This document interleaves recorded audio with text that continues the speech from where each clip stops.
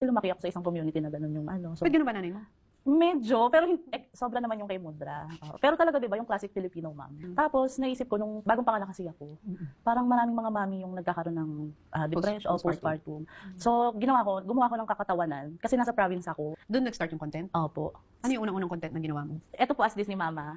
Sumayaw po ako na naka-dextro, bagong opera. Kasi Miss Tony, kinakain Pwede ba yun? nag-start na po ako magkaroon ng postpartum depression. Imbis na umiyak ako, kasi iyak na ako eh. Sabi ko, hindi, sumayaw ako, hawak yung dextro, hawak yung ito, nagsasayaw-sayaw. Pero yung sayaw ko, yung parang walang buhay. No, pero para sa akin kasi, nilalabanan ko lang yung kung ano yung napipil ko.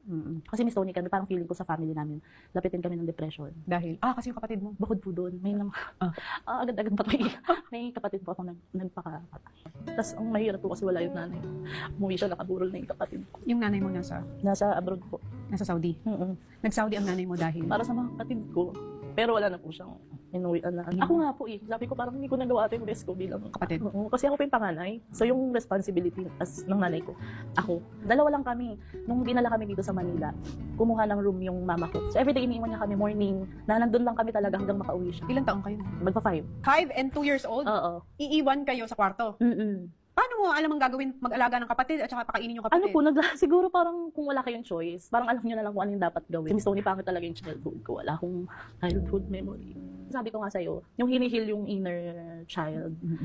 Alam mo ba, bata ako, ginagawa ko. Nagbabasura ako, nagtatapon ako ng basura. Nagbebenta ako ng malunggay. Nagkakalakal ako. Ilang taong ka nun? 8, mga ganyan, 7. Gumigising ako ng maaga pag Thursday at saka Saturday. Dahil? Kasi magtatapon ng basura. Alam mo sa mga may medyo mayayaman, yung magkakato kami, ate magpapatapon kayo basura. Magkano ba yun? 5, 10, 20, Pesos. Oo. Ganun. Ayun nga, wala talaga. Hindi ako paborito ng mga tao. Dahil? Hindi ko alam, wala akong friend. Nung lumalaki ka? Oo. Meron ako tapos ayaw ng parents nila. Nakakainis. Mas gustong-gusto ka ng mga tao sa content mo? Kaya nga po nung nag-viral ako, sabi ko, Lord, sobrang konti lang po yung hiniling ko sa inyo, pero sobra-sobra po yung binigay. Sabi ko, bigyan niya lang ako ng 3 kaibigan, okay na. Sobra-sobra pa po yung binigay.